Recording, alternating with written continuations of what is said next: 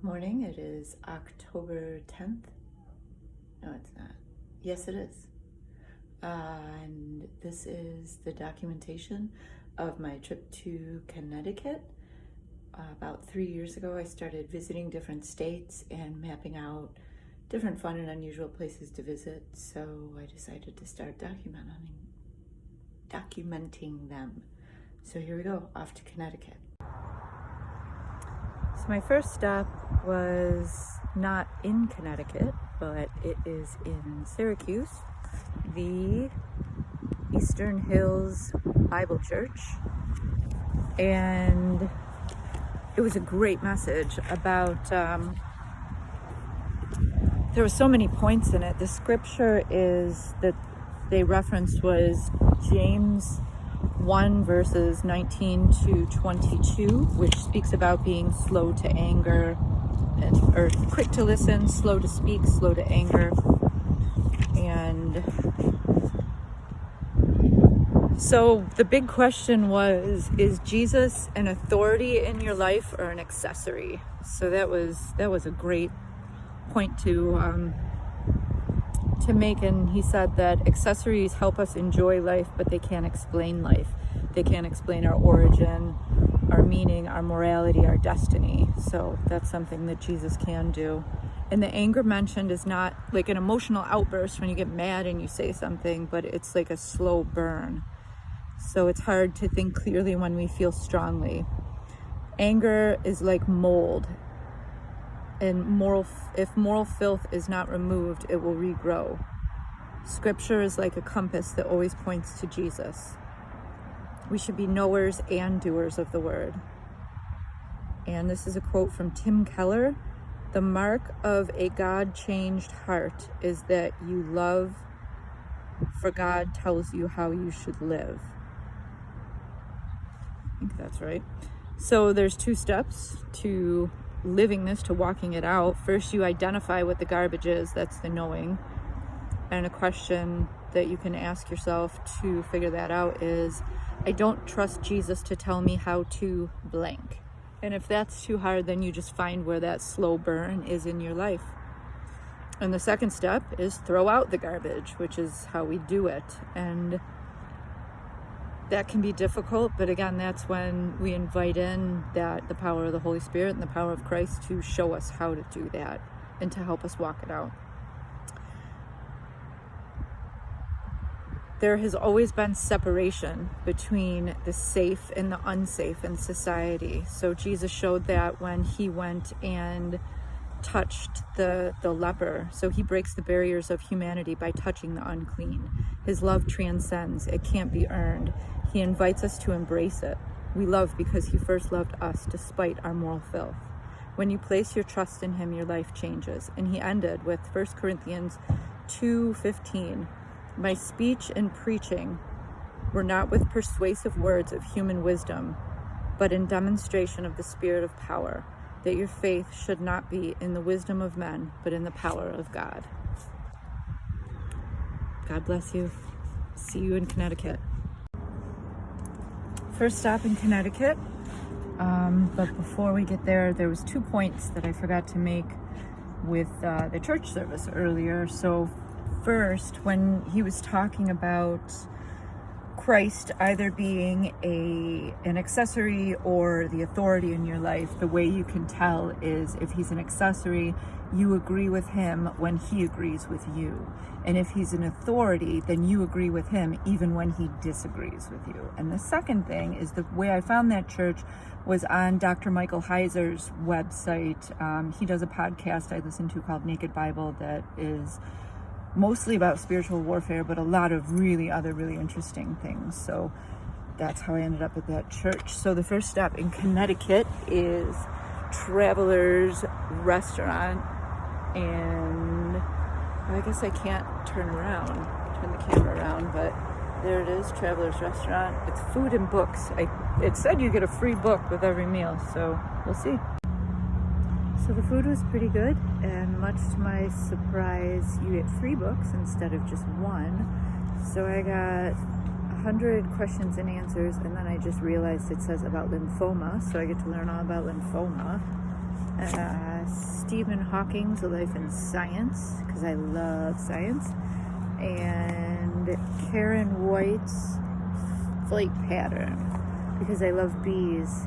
If I had my way, if it all falls into place, maybe I will someday. I'd love to have an apiary and an orchard, because I love bees and I love trees. So the next stop is going to be the Airbnb. So it's pretty cute. Horrible wallpaper. Paisleys. Bed. Bathroom. Small, but workable. So I'll get settled in and I'll go check off the few on the list to New London. There's a church right across the street. That's nice. All right. Made it.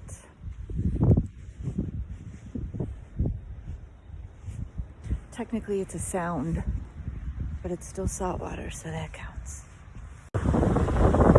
So here we are on, what beach is this? Harkness Beach. After jogging around Harkness, this is my friend Jason, who lives in Connecticut, and we're just gonna walk down the beach, look for a jingle shell. Jingle shell.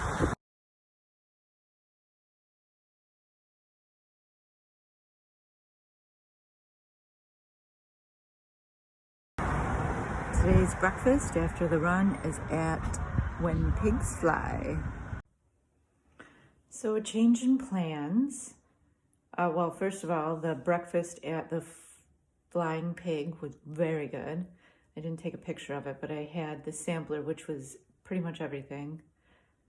Pancake, eggs, home fries, toast. Super good. So I found out that the Brain Museum, actually all of the Yale campus is only open to Yale students and people with some special card or prior authorization. So I don't have any of those things. So today I'm going to Mystic. There's a few things there that look pretty cool. And if I have time, I'm gonna go to a beach in Rhode Island. Stepped into Mystic Knotworks and bought this really pretty knot hair thing. Mystic is a super cute little town. It has a drawbridge. Looks like a pretty old drawbridge.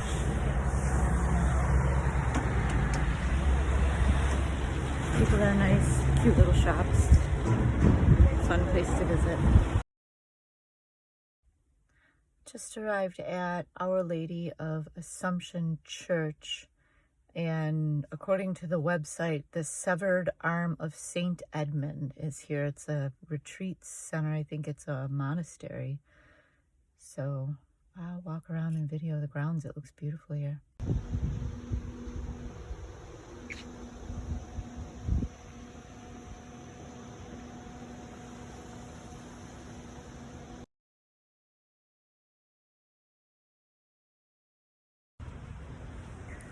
I don't see any signs for a severed arm, but it is really beautiful here.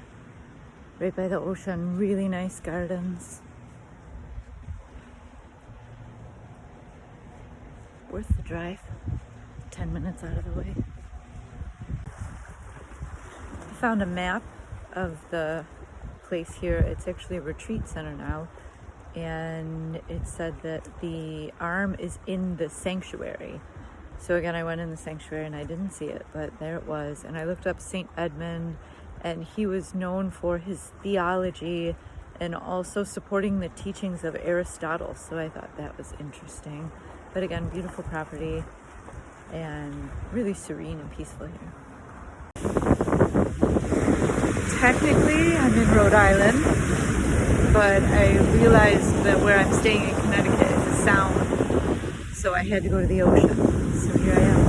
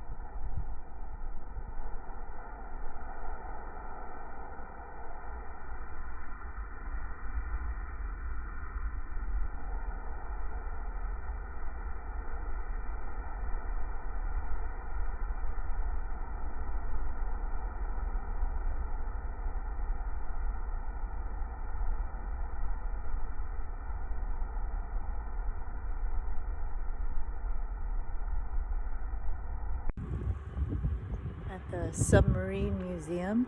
There's a submarine. Just thinking about what it would be like to be under the ocean for probably months at a time.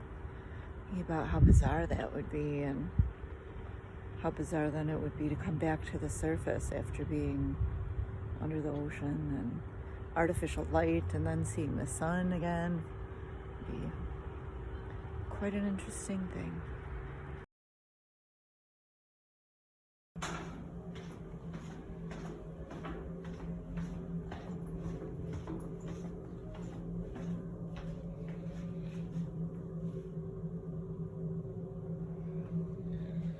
Already feel a little claustrophobic. There's where I sleep.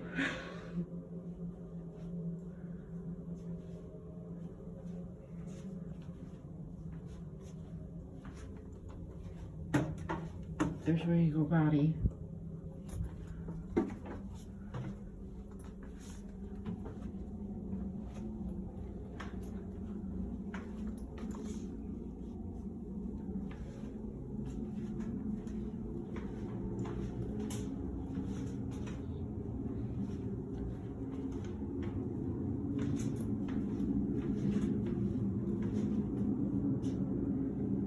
Three people in that room. Here's the captain's room. Somebody important.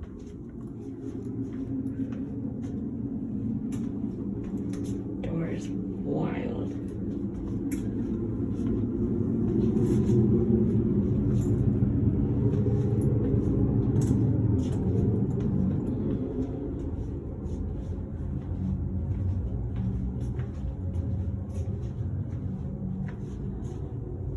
Navigation center.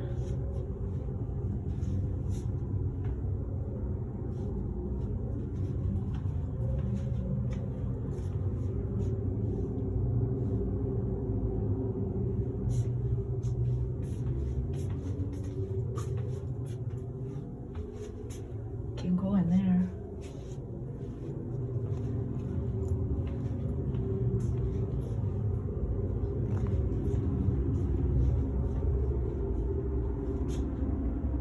Electronic surveillance measures. Super steep stairs.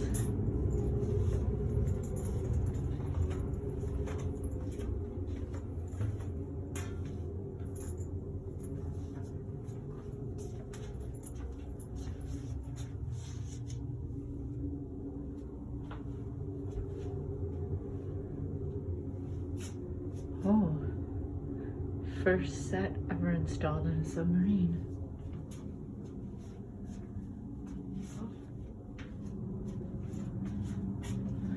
And that's it. Got to speak with a young man that was on the submarine. He said he's been serving for 9 years and he is in the nuclear department. And he says the longest that he was underwater was 52 days. And I spoke with another gentleman inside the museum, and he said he was under 113 days, I think it was. And I said, what was it like? And he said, 1 day is just the same as 100. So I guess once you're under, it's just a job. So super cool, super grateful for all of the people that served in any capacity in our armed forces. And the museum was neat. Claustrophobic.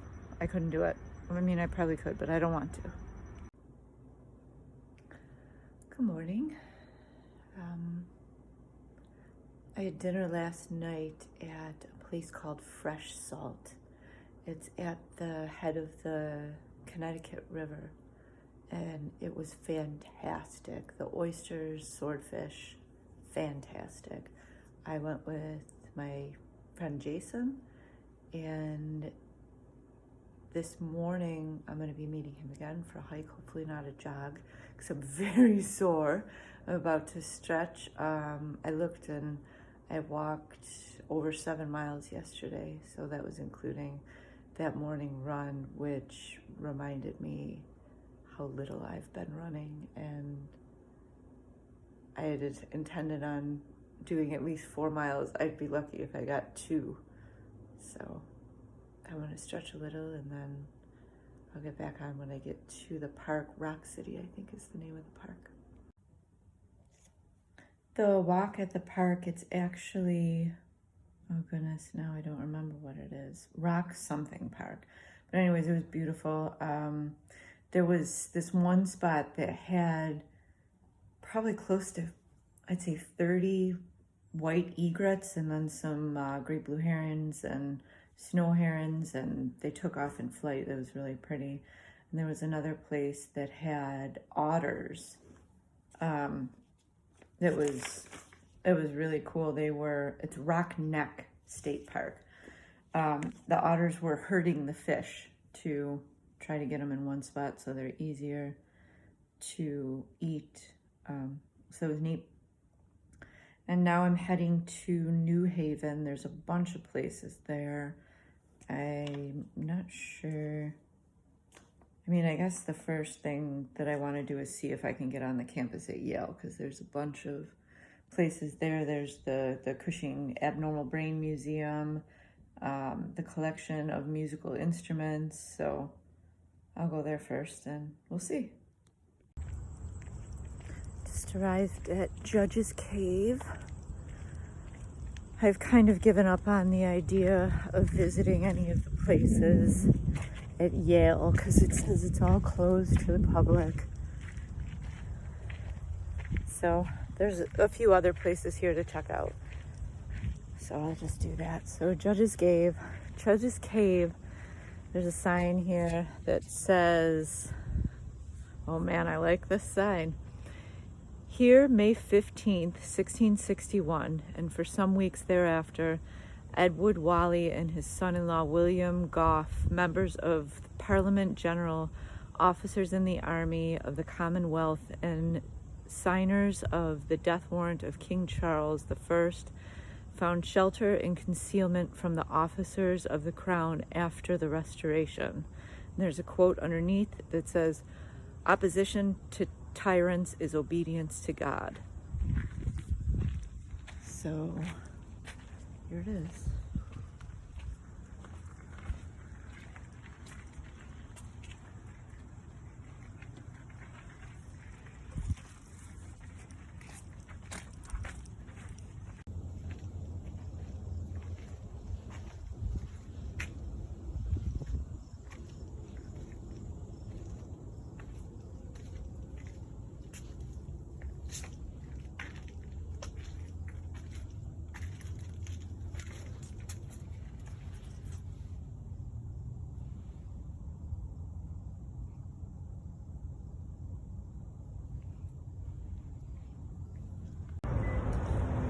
Made it to the Pez Factory. Let's go see what they got.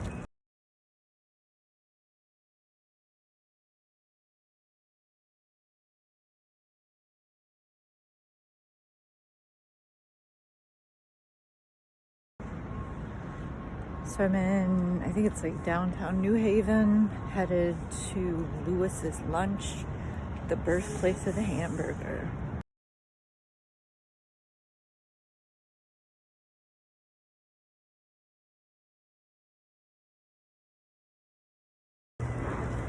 That was the most fantastic burger I've ever had in my life. It was cooked medium rare, which I usually don't like, but it was very good. It's on 2 slices of bread. They broiled them in this fire broiler thing. It was really neat. So super busy place, so you can tell it's good food. I'm at the Train Museum. An old train. It's really such a beautiful day. I don't think there's too much to see here, but it's a stop. So we'll check it off the list. I'm at the Godspeed Opera House, and it is a landmark on the Connecticut River. Just watched that bridge open and close, super cool. And it said on their Wikipedia page that it's the birthplace of some famous musicals like Annie, Shenandoah, and the one other that I don't remember. You'll have to go to the Wikipedia page, but it's a gorgeous building.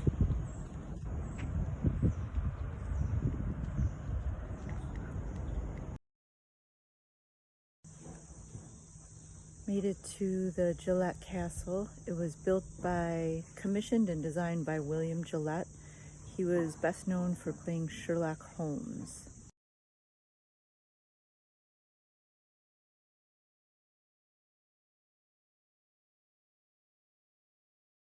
Play. Hey baby, I just got back from town.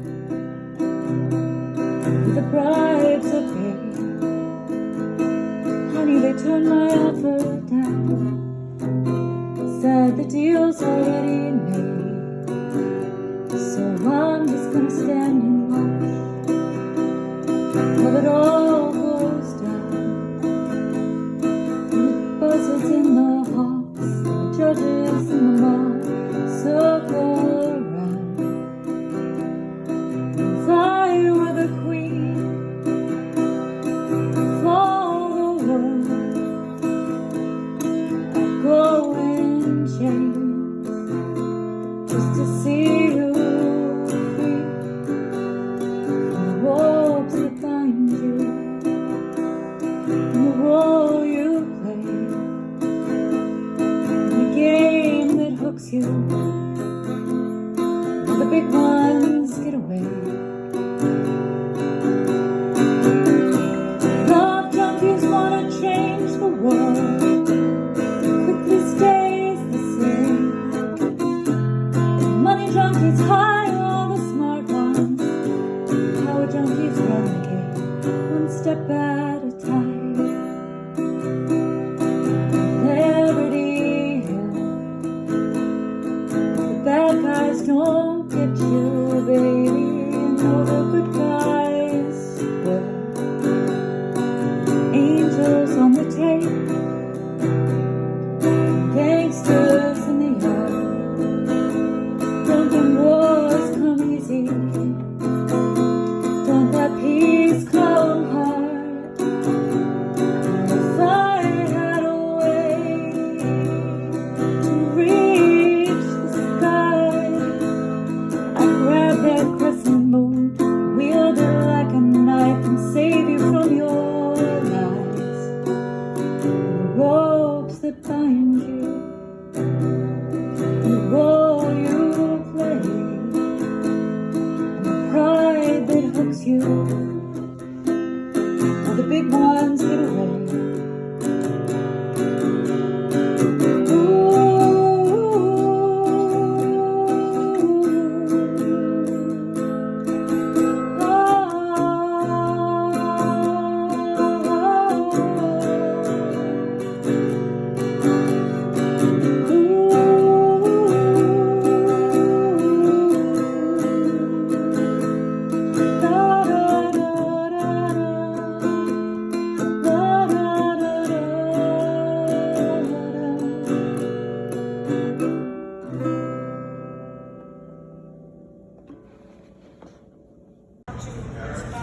Should I put all the butter on it? No.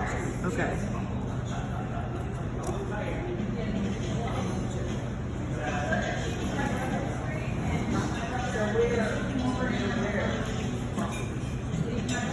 Fresh, warm lobster roll, waterfront, Connecticut, New London, on the water.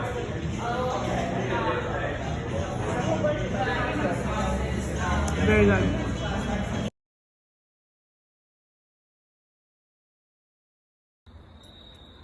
This place really is beautiful at night. The camera doesn't do it really much justice, but you can hear the frogs and the crickets. Connecticut's really nice. Morning. Today is the last day in Connecticut, so this morning I am going paddleboarding with Jason, and then I'm going to Hartford, the capital, and hopefully I can figure out where their first, I think it was their constitution, when I did my family tree, my great-great-great-great-great-great-great-grandfather signed the Connecticut Constitution, the first Connecticut. I think it was the Constitution, one of their legal documents. So stay tuned. Here we go, paddle boarding.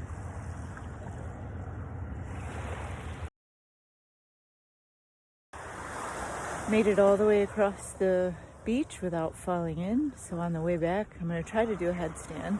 Probably end up in the water. So we'll see. In Hartford, Connecticut, looking for the museum, Museum of Natural something and Curiosities or something. So see if I can find that. And I also need some kind of a green smoothie. So that's my mission.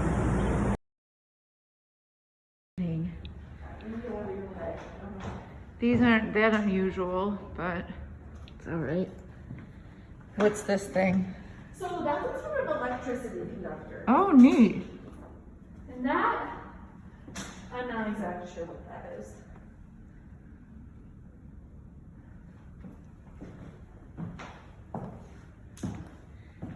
And a two-headed pig. Mm-hmm. And you said this is a narwhal tusk.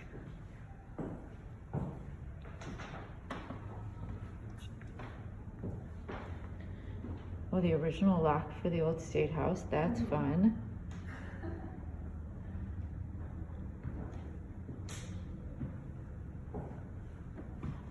Snake skin.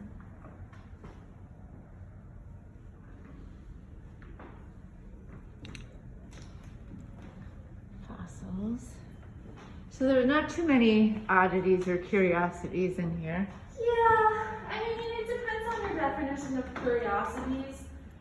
You know, and when this building opened, there was no photography, if you wanted to travel to a place where there was a colorful toucan, for example, it would be very, very expensive.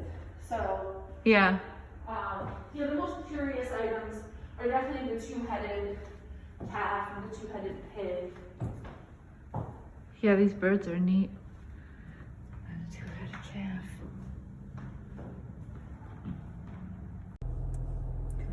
The state building was really neat. It was interesting to see the history of Connecticut, and also I was trying to remember, I'll have to look at my paper when I get home, when I did my genealogy, one of my great however many great grandfathers was on the board of development. And if I remember correctly, there was a gentleman mentioned there named Reverend Thomas Hooker, and I think it was him. So I'll have to see when I get home. And I stopped and got a green smoothie because, as you know, I've been eating that healthy. So this is really good. It's from Rush Bowls. So I think I'm gonna swing by, probably just drive by the Mark Twain house, and then that'll wrap it up. So this isn't it, but it sure is beautiful.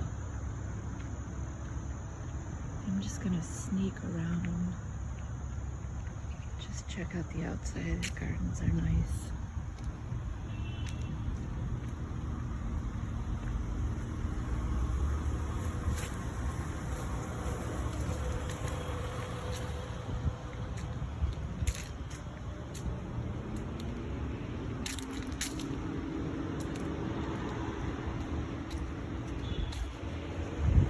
Beautiful little sun porch there. Lots of plants. And the Mark Twain house.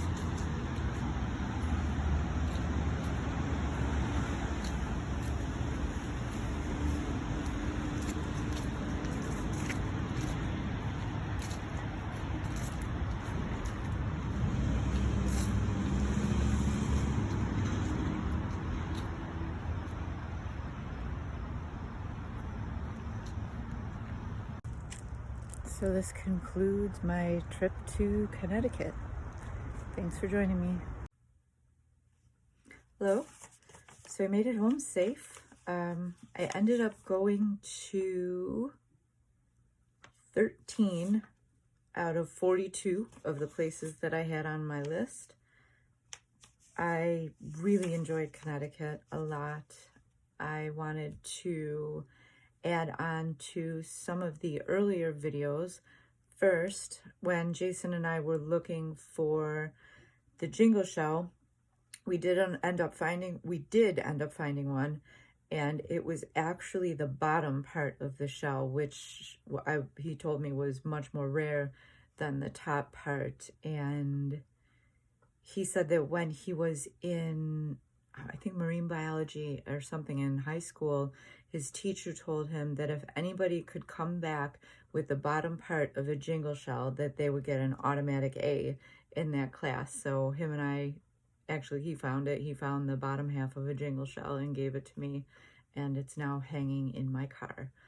The second thing was the gentleman that was my great, however many great-grandfather from Connecticut is John Haynes, and he was one of the founders of the colony of Connecticut, and he was on the committee who drafted the Fundamental Orders of Connecticut, which is considered one of the first written constitutions. So I was thinking it might have been Thomas Hooker. It's not Thomas Hooker. It is John Haynes. So that was my trip to Connecticut, and I don't know where I'm going to go next, but I know it'll be fun. Thank you for watching, and God bless.